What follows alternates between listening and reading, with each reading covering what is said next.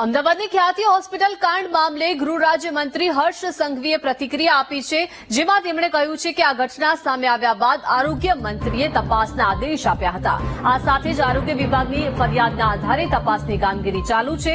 આ કાંડમાં સામેલ એક પણ આરોપીને છોડવામાં નહીં આવે, આ માટે જ ફરિયાદમાં કડક કલમ ઉમેરવામાં આવી છે. ફરાર આરોપીઓને પકડવા માટે આરોગ્ય વિભાગ અને પોલીસ વિભાગે સંયુક્ત રીતે કામગીરી કરી રહ્યું છે. સાથે જ આરોપીઓને કડકમાં કડક સજા આપવા પોલીસ વિભાગ કામ કરી રહ્યું છે.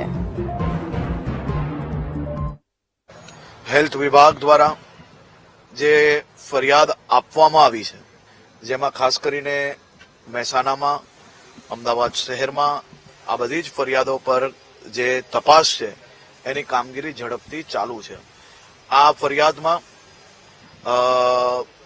જે કોઈ કલમો છે એ આજ સુધી આ પ્રકારની ઘટનામાં સૌથી વધુ કલમો અને કડકમાં કડક કલમોનો આની અંદર ઉમેરો કરવામાં આવ્યો છે અને નામજોગ બધા જ જે કોઈ આની અંદર કલ્પ્રિટ નજરે પડી રહ્યા છે તમામ લોકોના નામજોગ આ ફરિયાદ લેવામાં આવી છે.